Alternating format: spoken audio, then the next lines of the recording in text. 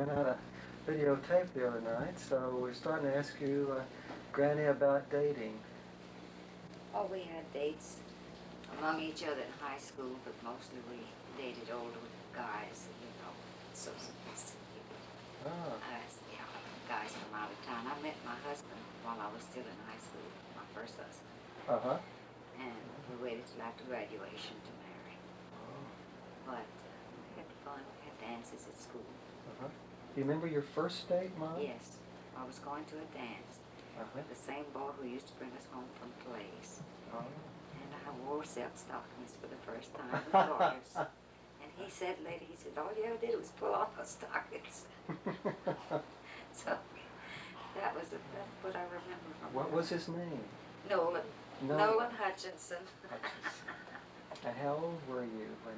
Oh, I was 16. 16? Oh, yes. Uh-huh. And how old were you then when you met your first husband? 17. Just a year. Well, I met him, and then he left for a trip to California, and I didn't think I'd ever see him again. He had brought my aunt and uncle to Lafayette Parish to vote. They lived in Jennings, and he was from Jennings. And my uncle Tom Hutchinson was in the legislature in Baton Rouge, but he had never changed his voting from Lafayette Parish to Calvary Parish. And he needed a driver, so Chick drove him over and had supper with us. And they talked politics, and Chick was a single man, and I was the only single person around there, so we went for a ride. That's how we got acquainted. But he and his sister were leaving the next day to go to California, and they stayed gone for a long time. And so when he came back, we started dating, and then planned to get married in December. Was he older than you? Much, yes. He was 27. 27, and you were 17 almost. I was 18 by the time we married. He was still 27. So you dated about a year then before you married? Just right at a year, yes. We knew each other about a year. Yeah. But married and lived in Jennings for a while. You finished high school? Oh, yes. I before graduated from high school and married the following December. Oh. The no college year. My sister had gone to college. She didn't like it. She wanted to be a nurse, so she dropped out of college to go into training at Old Charity Hospital in New Orleans. And she liked her nursing. And of course, after Brother graduated, his name was Isaac, but we always called him Brother. And he went to trying to sell automobiles. And then after I graduated, I kept working in the store with Daddy. Because I had a week afternoon job and Saturday job in the store, general merchandise store. I worked there for a while. Just worked full time then? Then I worked full time, but it wasn't anything with a future in it. We lived in Jennings for a while, and after Pat was born, we moved to California. Tell me about your wedding. What do you remember about your wedding? I was brought up kind of anemic Catholic. But what do you mean by that? Not very strong. Oh. But strong enough to believe that I had to be married by a priest. I wouldn't be married if I was not married by a priest. I see. And Father Bertrand had Mass at 7 o'clock in the morning. So it would either be get married after 8 o'clock in the morning in Tucson or before 7. So we decided to get married at 6:30 in the morning. The priest came to the house. We could not get married in a church because my husband was not Catholic. Oh, I see. So he came over and we had a very small wedding. His sister was there and the best man, his best friend, was there. My parents and my little brother and sister. Everybody got up at 6:30 in the morning for your wedding? Yes. I stumbled down the steps, pulling my gloves off. Yeah. And we went to Shreveport on a honeymoon. And then went on to Texarkana to see some friends that we knew there. Then we settled back down in Jennings. How long were you gone on your wedding trip? Oh, just a long weekend. It wasn't extended this. No, it wasn't. And came back then to your... To Jennings. To an apartment or a house? Yes, an apartment in the old family home. His parents had moved to California in the meantime. And his sister was in charge of the house, so she had an apartment fixed up upstairs for us and rented out the downstairs. But it happened that she rented the downstairs to my aunt and uncle, Mr. and Mrs. Hutchinson. So it was like one big family. All in the family. Right. Yeah. What did you call your first husband? Chick. Chick. Chick. Oh, yes. What kind His of work name did was he do? Harry. He was a clerical worker. He worked at the Production Credit Association, taking applications and bringing loans before the board to approve for the farmers. He was well liked in the office, but it was a seasonal job. He had time off during the summer after the farmers had gotten all of their finances lined up.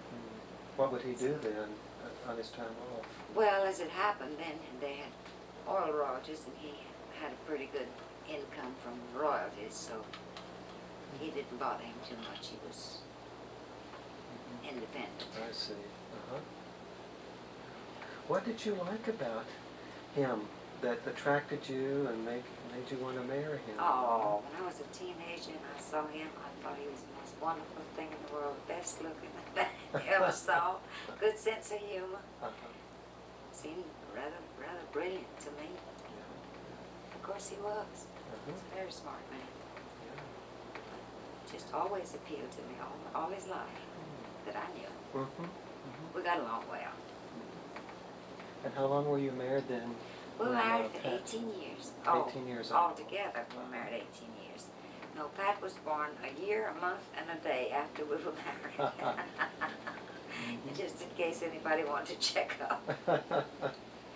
And she was just exactly what he wanted, a 7.5-pound baby girl, blonde, born just before he got to the hospital. It was all over when he got there. It was a fast delivery then. Very fast. How did you name her? Any special? No special, I just like the name Patricia Ann. We nicknamed her Patsy, which she won't appreciate me saying on this table. She doesn't like the name anymore. What kind of baby was she then? Very good baby. Yeah. Quick to learn, quick to grow. And of course she got kicked out of the saddle right away because Leo was born just 13 months later. So she wasn't a baby very long. Yeah. How was your delivery with Leo? Oh, it was very adventurous. We had moved to California in the meantime. The doctor there had taken care of me, and he said that we could deliver the baby in his office. I went in twice a week for him to check me, and when he thought it was ready, well, then he induced labor. And his brother, who was an OB doctor, was visiting from another part of the state. He was there too, and the nurse. And within 3 hours, we had a baby. Well, what was the reason for moving to California? Yeah, the work ran out in Jennings, and we had moved, meanwhile moved to Lake Charles when he was with Singer Sewing Machine Company. And that played out, and he wanted to go to California. He liked it there, so the 3 others picked up and went. Didn't realize I was going to have another baby. He didn't have a job, I think. He thought the income would be enough to live on, which it wasn't. It was not. It soon played out. Did you say his parents lived in California? Yes, they had moved to Riverside just a few weeks before he and I were married. So they weren't at our wedding. They had already gone to live with Ruth. Did you move out near his folks Yes, then? near his folks, the same little town, but several blocks away. How did you like out there? I didn't like it at first. It was all strange. Yeah. But then I got used to it. You've never been that far away from home, I guess, had you? No, not that far. We've gone into Texas some, and then gone to New Orleans when I was a kid. But we had never gone extensive traveling. So how long did you stay up in California? We stayed until 1940. And then I was going to have Ginger. So we moved back to Louisiana, and this was the time of conscription, and World War II was coming on. And he thought he could get better work coming back to Louisiana. So he helped with the conscription. And course, he got a citation from the press of the United States thanking him, which was a nice souvenir to have for years. Mm-hmm. And then Now, conscription means the draft? the draft, Help him yes. to Yeah. write the letters or decide. Actually, he was at one of the fish bowls. What is that? Oh, you didn't know? No, you have to fill all of us the young names, people in. Oh, the names were put into capsule-like. And as they were drawn from this glass fish bowl, really, I see. they pulled them out, and each name, well, then they were called in then. Oh. Because everybody was signed up for it, and that's the way you went in. And they went and called names out days and days. And he helped with that, getting the names written down for this particular area. Was it a public thing? Could people gather and watch them being drawn I don't in know. and I read, was not near him when he went away to do it, and I didn't ask him. I was busy. Yes. With two little children. Were you glad to get back to home area? Yes, yes. I hadn't realized how much I missed it until I got back. Yeah. So how long were you out in California? 2.5 years. I ran out of tape here. I have to turn it over. Out of tape.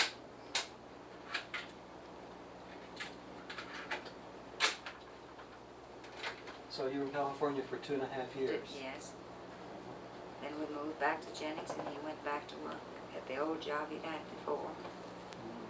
And we kept having one baby after another. I was rocking Ginger.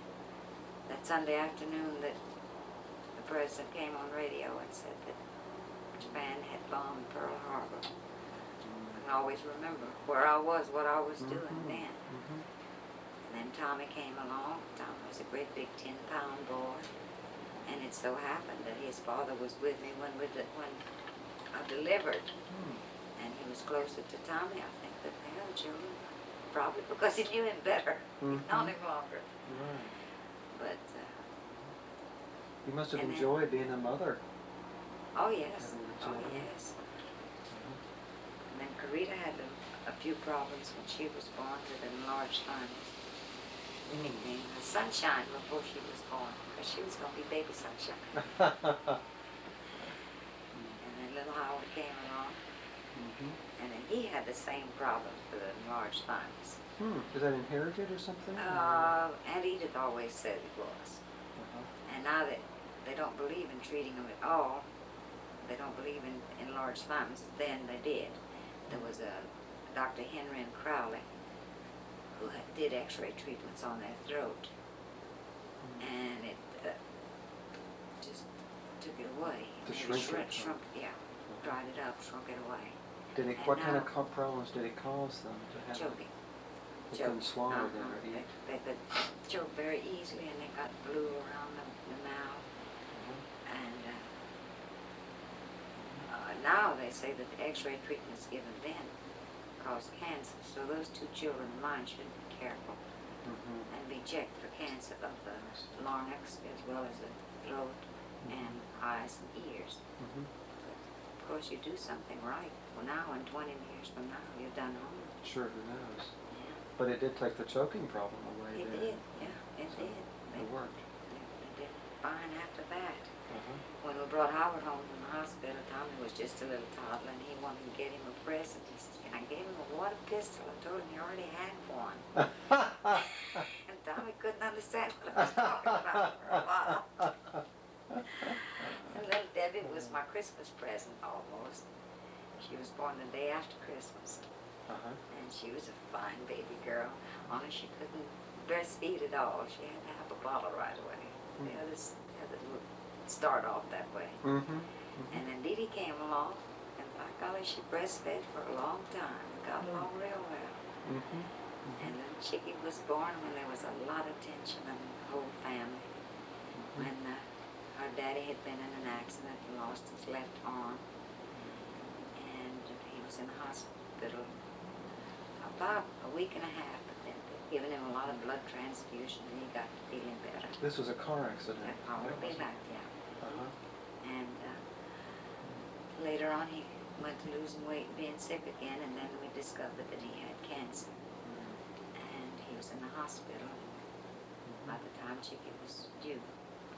And about while he was in hospital, and then Howard got polio.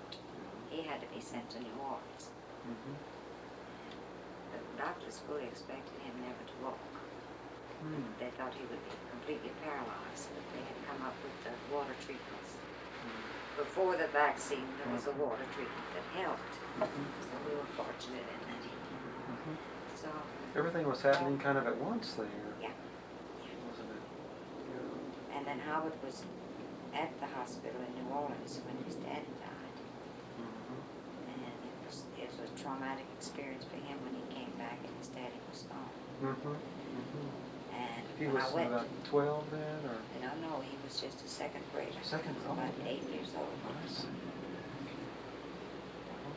When I went to see him in New Orleans, after his daddy had died, I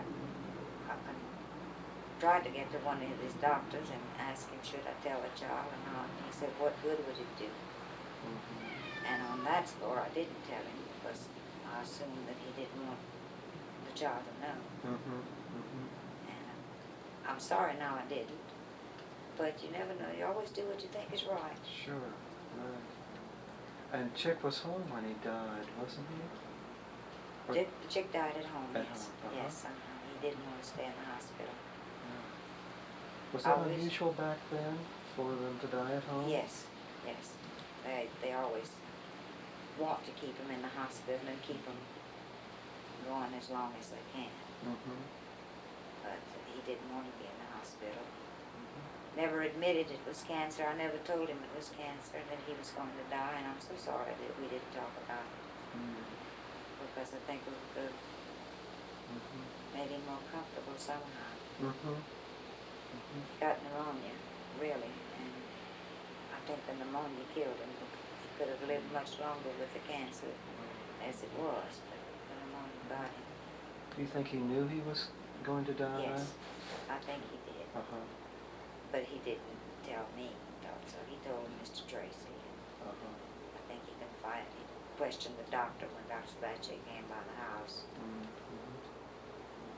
How did you make it through all that with so many children and everything happening? Looking back now, Well, I'm glad I had somebody to lean on and pray for strength. And that's one day at a time. Things got rough. We used to sing. Or tell the kids, don't rock the boat. Sing and wash the dishes. Sing and wash the dishes. And now that's the way you got to know Tracy, wasn't it, during that time? Yes, during that time, when Chick was sick.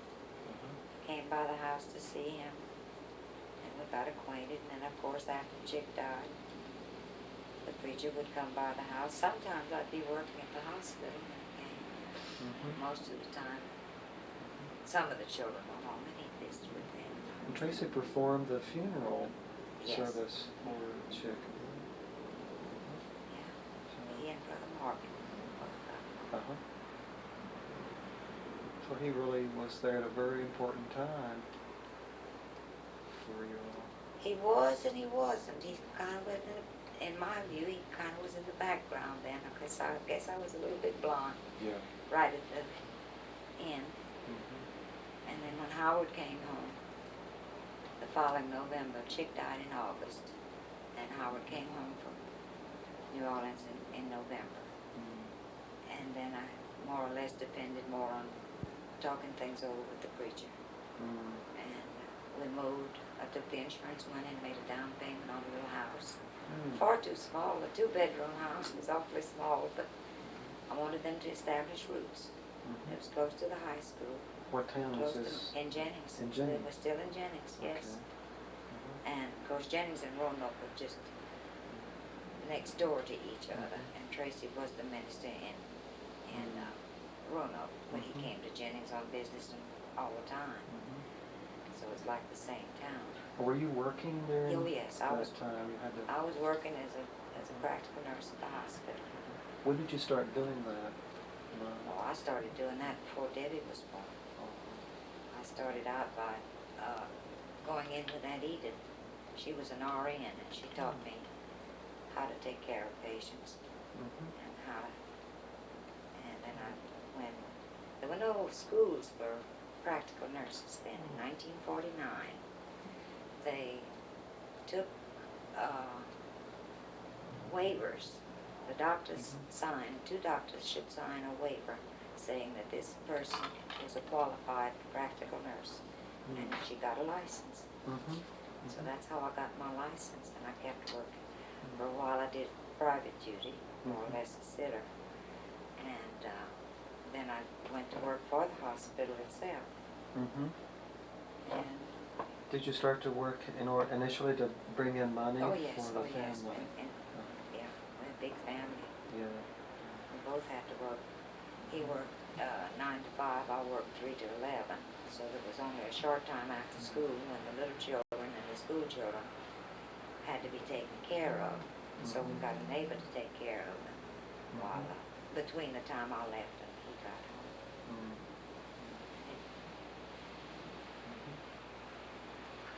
So, what year was it that you married Jim then? I guess I was a widow only about a year and a half. 1956 when we got married. It was strange. He used to come by the house to see the children, and Pat would give him coffee, and he'd drink coffee. So I told him Pat baited him with the coffee. You dated over a coffee cup? Yeah, something like that. Yeah. Well, what began to appeal to you about this man? His patience. His patience. And he's a nice man. And he's loving and tender.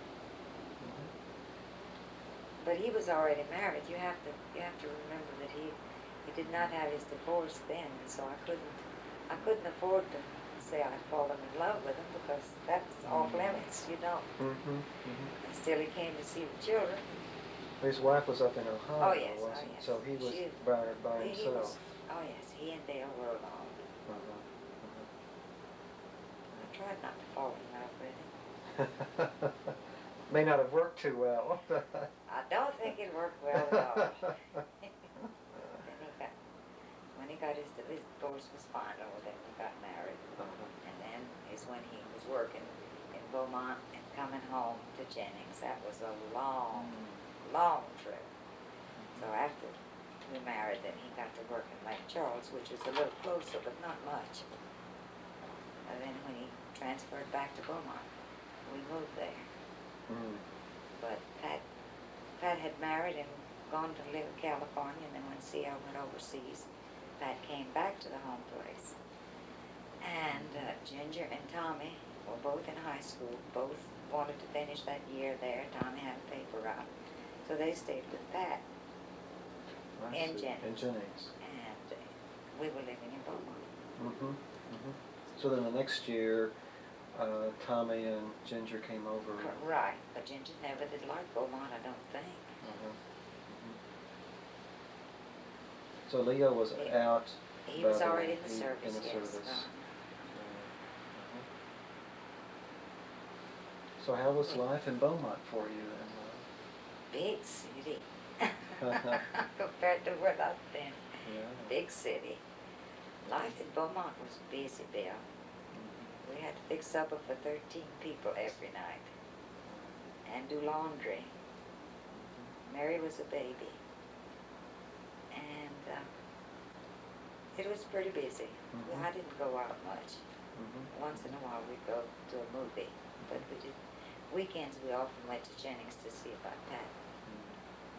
But then when C.L. came home, he moved to Beaumont. He moved the family to Beaumont, and that was much more comfortable. Now Mary was a daughter of you and Tracy. Yes, Mary was born when we lived in Jennings, and she was 3 weeks old when we moved to Beaumont. So she almost a Texan. Now Becky was born when we lived in Texas. I see. And she was your last child? I had one. I was supposed to have one, but I lost her in '62. That's right. The You year remember? we I married. told the doctor, my daughter's getting married, and I have to wear a hatching jacket. He said, "Well, hon, you ought to be glad it's you and not her." So I felt better. got the kids through high school at Beaumont. Several of them graduated Beaumont, and we took off to Denver, spent a summer there, and then came back and decided we'd live there the rest of the time, so we sold the house, moved back to Denver. I had a difficult time getting used to snow. I'd never seen snow in the South. I guess the first time I'd ever seen it was when my grandfather died. And my dad and mother were going to the funeral, everything was so sad. Daddy told the lady who was staying with us, don't let them get out in that mess. Don't let them get out in that mess, a few snowflakes. So when I realized that's what was making me sad, I learned to get out in it and get over being so depressed with snow. And you were able then to deal with it that way? Oh yes, yes. How many girls were with you when you moved to Denver? Well, 5 girls with us that summer. And then Becky, Mary, Chicky, and Dee Dee came up to live with us. Debbie wouldn't stay. She'd come up to visit, but she went back to Beaumont, graduated from Beaumont. We came down for her graduation. And then she went on to college in Beaumont. And Andy was soon married. We came down for the wedding. And you all bought a house up in Denver when you moved back there? After we'd been there a year, we bought a little house. And we stayed there a couple of years, or 3 years. And then that's when Jim decided to go to ministry in Kansas. We sold that house and went to Kansas. How was that time for you, being a minister's wife? Uptight. You've never done that before. Never did it before, no. No, I always felt like I was supposed to be an extension of what he felt.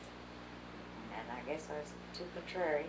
I couldn't be an extension of somebody else. I had to be me. Sure. So I'm sure I made him unhappy, didn't mean to. It was a hard time. He was having a hard time with me too.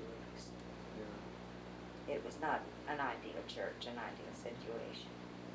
But lived through it. So you were just there a year then? That's all. And then went back to Denver? Went back to Denver. This time we rented a house. We didn't buy. You were kind of glad to get back? Well, it was more like home somehow. And we've been there quite a while. And we stayed there then until he retired. And at 75 he retired. And took this trip back east. Came here and then went up to Connecticut and went down to Louisiana. Saw Dale's house one time. Offered us to live in when Dad retired. Might as well. So packed up and moved down. Kind of back near where you grew up and all. Further away than I realized. It looked closer from Denver. Yes. As long as it was Louisiana, I thought it was home. But not quite. North Louisiana and South Louisiana is like 2 different worlds. I had a hard time adjusting to his retirement. So I went to work. Got a job with Dr. Myers.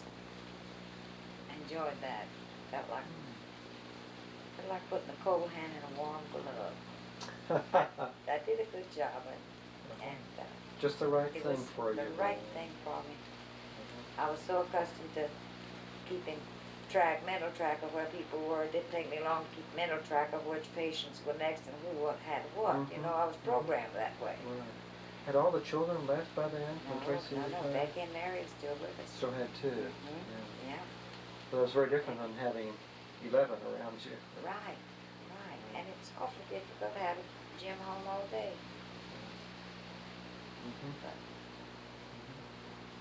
I've heard some women say I married him for better or worse, but not for lunch. That's correct. Truer words were never spoken. So how long did you work for the doctor then? I think almost 5 years off and on. I left one time because I thought it best to stay home, and I went back again when things changed at the office. I went back. Then I stayed till after he got his heart attack.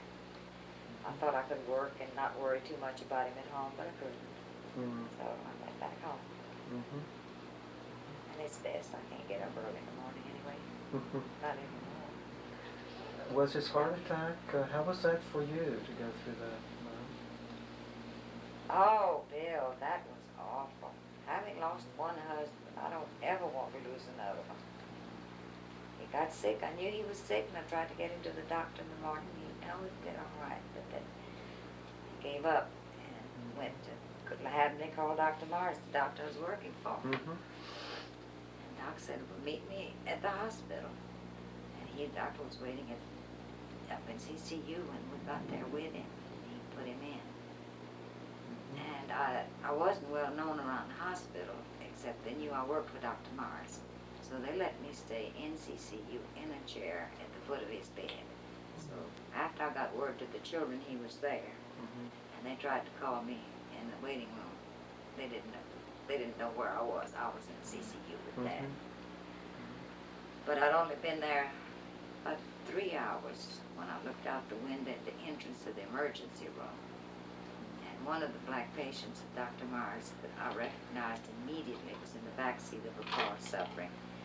They brought the stretcher out, and they got Laura up part way, and she said, oh, and when they laid her down on the stretcher, she was dead of a heart attack. I knew the girl had a bad heart, and I was sitting above. So that's how it was with me. And you thought Jim was Oh, the yes. go-to? Oh, yes. Any minute, any minute. Uh-huh. But he rallied, and I'm glad. Came through that one. Oh boy, he sure did. Mm-hmm. And Dale and Judy were so thoughtful and so kind. Of course, they were right there, and Mary and Ronnie were right there every morning before they went to work. Mm-hmm. Yeah. So how are you feeling about your life at this point? Pretty good. Mm-hmm. Well, how would you like to be remembered by all of your many children and relatives and people that may watch this? Just Mama. Just Mama. Just Mama. That's it. Do you have any message for future generations? Anything you'd like for them to know or to remember? Yeah. Pick up your clothes, keep smiling. That's it. That's all. Thank you for doing this. Thank you for doing it. It was very Thank special. you, Alice. I appreciate it.